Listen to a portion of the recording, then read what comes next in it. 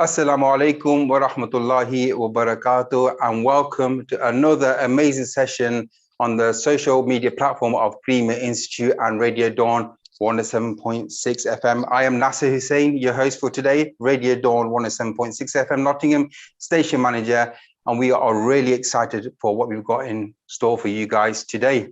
MashaAllah. Now, just to ask you guys, if you watch Netflix, that is, what is your favorite program that you watch on Netflix, or favorite season or anything? Do you remember Man Like Mobeen with Guz Khan and his crew? That was definitely one of my favorites. Now, I watched it a few years ago, but I think it's absolutely amazing, fantastic that we've got some local talent. That's absolutely amazing, and it's actually portrayed on a global basis, mashallah. Now, what I'm really excited about, and I'm chuffed, or should I say, is we've got a special person in today to be interviewed, mashallah. He took time out just for me and you guys out there, Premier Institute and Radio Dawn 107.6 FM, and we are really honored for this, mashallah. If you remember, do you remember the character 8 from Man Like Mobeen? He was funny, wasn't he? He's absolutely brilliant. I loved him. You know what? It was a shame when he got shot at the end of that season 1. I don't know, did he die? Did he not die? We are going to find out. Please welcome brother Tez Ilyas from Man Like Mobeen, mashallah. He's really busy, but he's come on today just for us. Brother Tez, how are you? Assalamu alaikum, Nasser. Thank you so much for having me. What an introduction. My favorite Netflix show is Squid Games, isn't it? But I love that some people just Man Like Mobeen. That's amazing. You know what it is, I was thinking, should I watch it? Should I not watch it, right? My kids watched it. We absolutely loved it. And I asked them all, who was your favorite character? And my youngest son, he's 10 years old, and he said, it's my favorite character is Wicked. He's Wicked. Wicked. Mashallah. Bro, thank you very much for taking time out today. I'm absolutely honored that you took time out especially for us, mashallah. It's amazing. A lot of people in our community have actually been looking forward to something like this, and I'm really honored that you took time out for us. Bro, before we continue on with the amazing things that you've achieved so far and are going to achieve, really what we want to know is the man behind 8. I know I'm saying 8. I know you've done other things as well, but I remember you by 8. So tell us about growing up, what life was like, and how you got into comedy and stuff. Because mashallah, you're a British Muslim Pakistani stand-up comedian and actor. Mashallah, we don't have many of them in the UK. Well, thank you. What an amazing build-up that is. I don't know if I'm worthy, but mashallah, Nazarna get 222. So I grew up in Blackburn, up north in Lancashire. Just humble working class up backgrounds. You know how it goes, like dad drove taxis, mum was a housewife, that sort of thing. Went to a rough high school. There were more fights than GCSEs in those high schools, you know what I mean? One of them ones there. After that, went to college. Didn't do that well in my A levels, but ended up getting lucky, and through cleaving I got to Lancaster University, one of the best unis in the country. And from there I got my degree in biochemistry, got a master's in management, went down to London after that for work. And then I was looking for a hobby. I'm in my 20s now, mid to late 20s, looking for a hobby. And I just, achanak se, kismat, whatever you want to call it, I came across stand-up comedy. And I thought, my boys always tell me that I'm funny. I believe them in it because I'm deluded. So I thought, yeah, let's give that a go. And that was like 11 years ago now, mashallah, like gone in a blink of an eye. And yeah, here we are now, 11 years ago, chatting to you, brother. So it's been an amazing journey. Mainly I did stand-up. And then I got into the acting a little bit later, and that's when I got opportunities to be in like Man Like Mobeen and stuff like that. But yeah, man, alhamdulillah, it's been amazing, and it's quite surreal that for my background that I've been able to do the things that I get to do.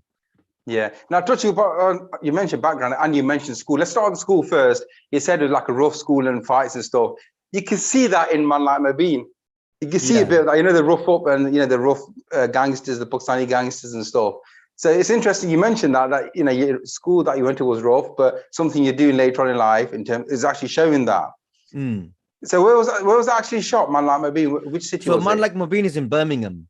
So Guz, obviously, it's Guz's show. Guz is from Cov, but he has a lot of friends and connections in Birmingham. And the character Mobeen that Guz created is based in Birmingham, the character. So yeah, the show is shot in Small Heath in Birmingham, and it's kind of showing inner city life. But obviously, if you come from a place like Birmingham or Coventry or Bradford, Manchester, parts of London, Blackburn, those of us who came from similar backgrounds, we have similar experiences. You know, our schools went through similar difficulties and stuff. So I think this is why a lot of people, it resonated with a lot of people around the country. So we'll touch upon Man Like Mobeen in a short while, but just we were talking about, you know, you growing up in this country and experiencing certain things. Did you ever think comedy acting would be it? And coming from a Pakistani background, were your parents approve? You know, did they approve of it? Never growing up, bro, did I think that I would end up doing this.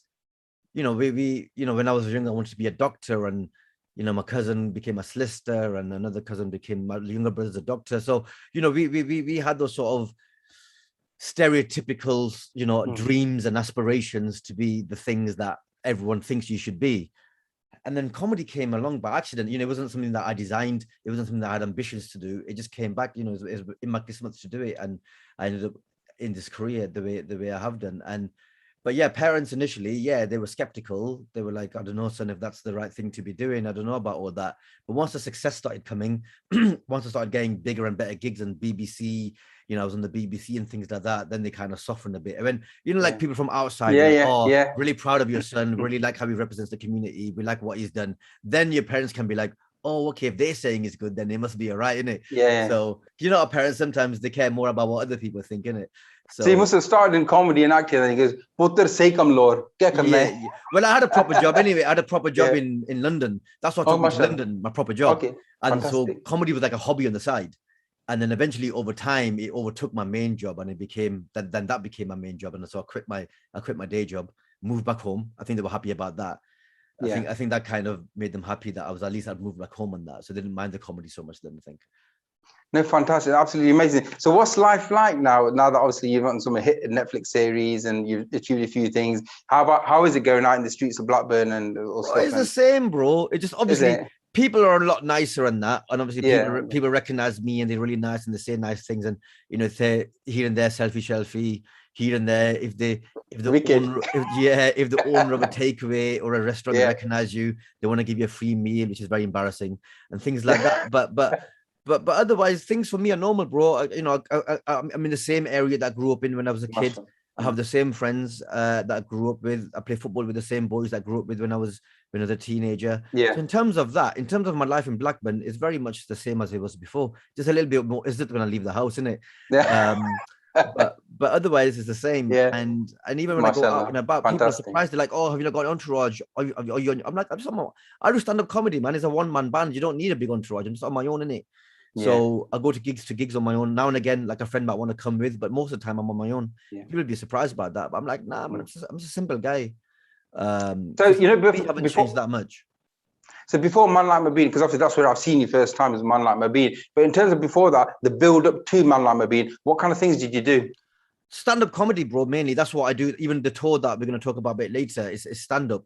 That was my bread and butter. That's how I started in this world. Being on stage, telling jokes in front of people, you know, who come to watch. So that's really what I'm known for. And then when Man Like Mobeen happened, then that a lot of people kind of really enjoyed that, and because they hadn't seen me, because I was kind of not I was mainstream, but I mean, as in I wasn't like famous stand-up comedian. They thought that's where they thought that I started, but no, my journey started way before that.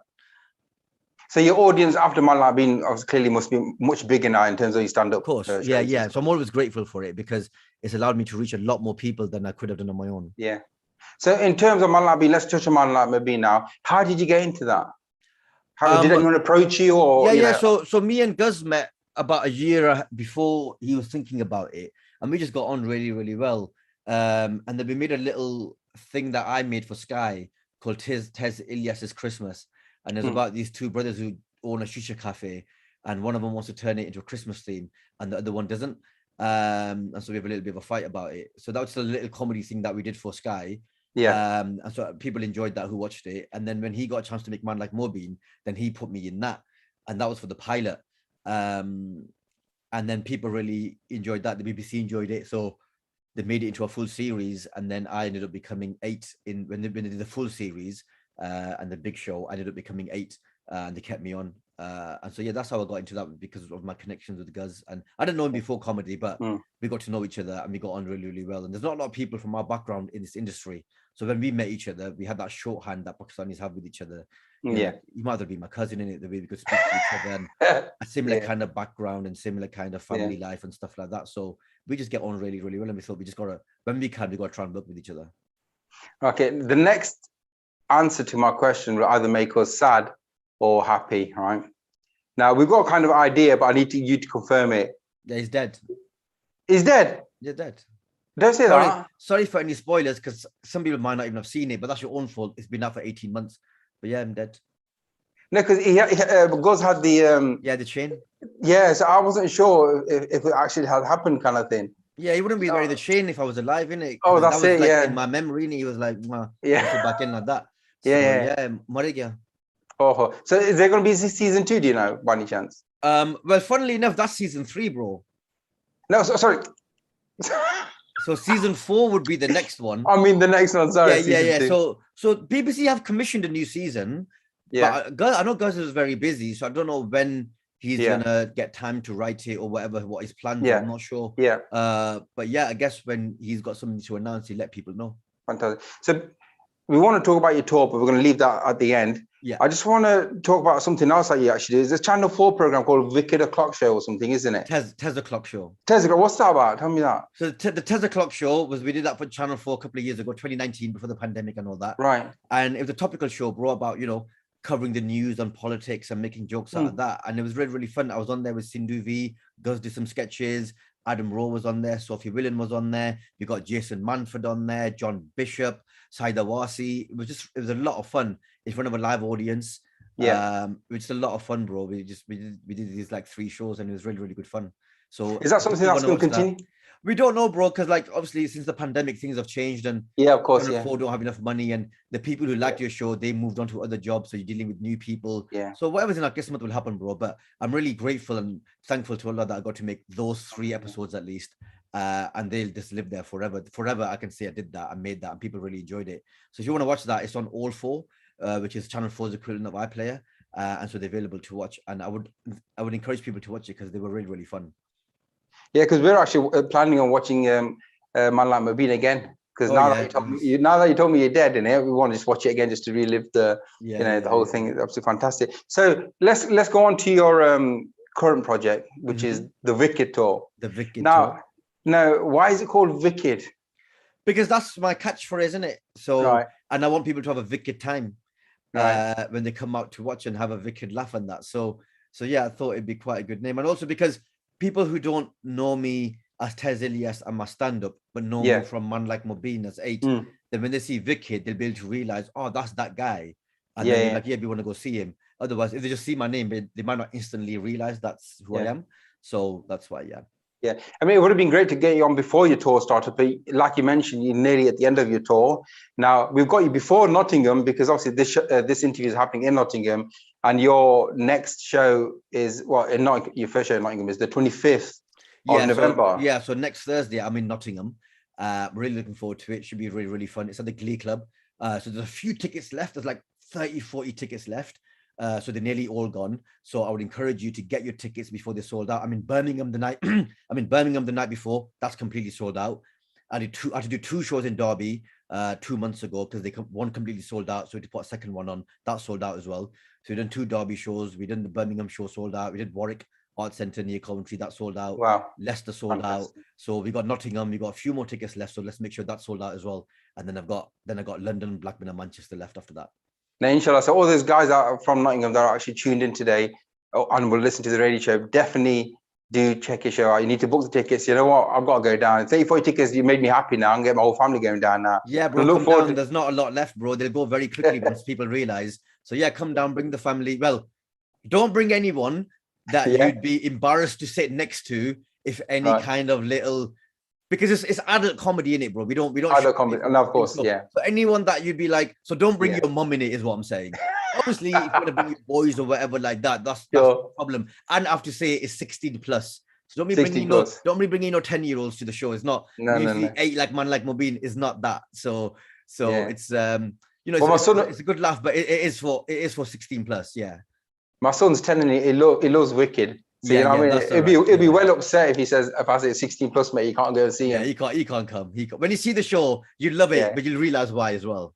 No, of course, mashallah. May Allah give you all the success. It's absolutely fantastic. You know what it is? we need someone like, I know it's easy saying it now, but we really need someone like yourself who's actually, stuck by his guns and went through with it. Because I know there's a lot of criticism from our background, it's the Indian subcontinent, where they say, this isn't where you should be. You should be being a doctor, a lawyer, like you mentioned.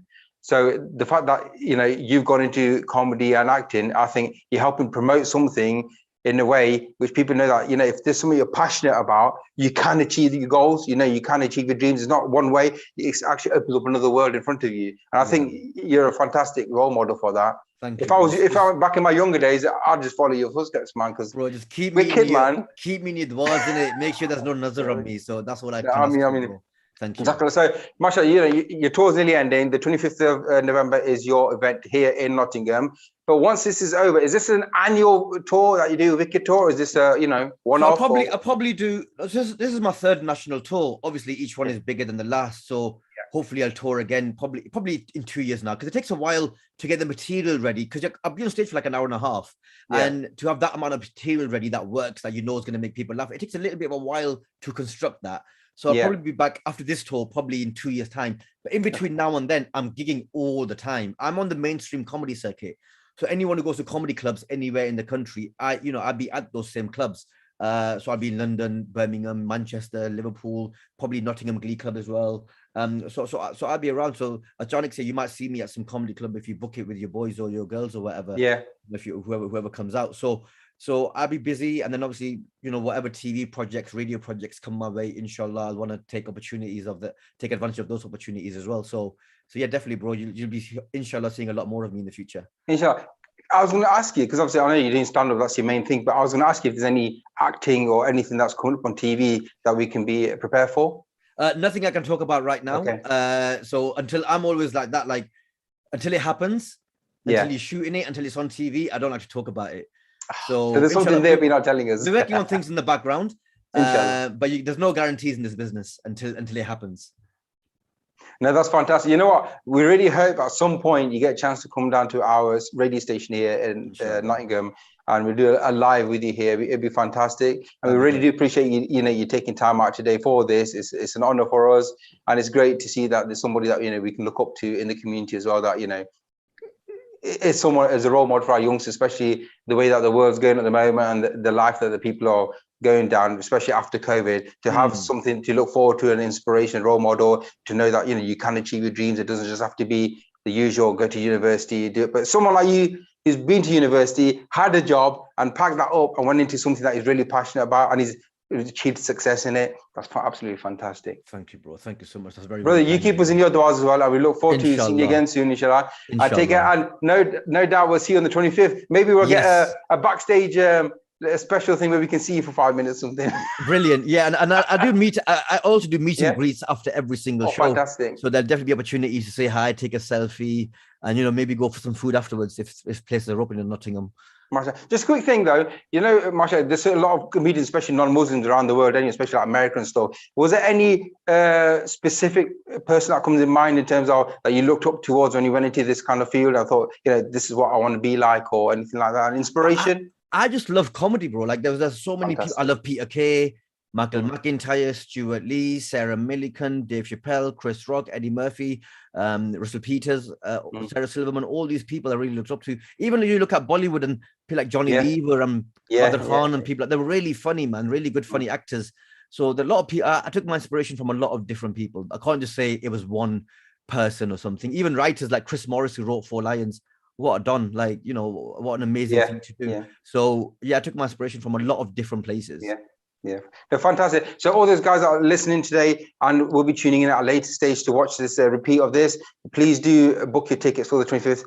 Tez said there's only about 30-40 tickets left, so you need to be on it ASAP. I think it's via the website, isn't it? Yeah, so Tez Ilyas, just my name, tezilyas.com, and you'll find all the dates on there. So if you're watching this anywhere else in the country, there's a few tickets left in Manchester.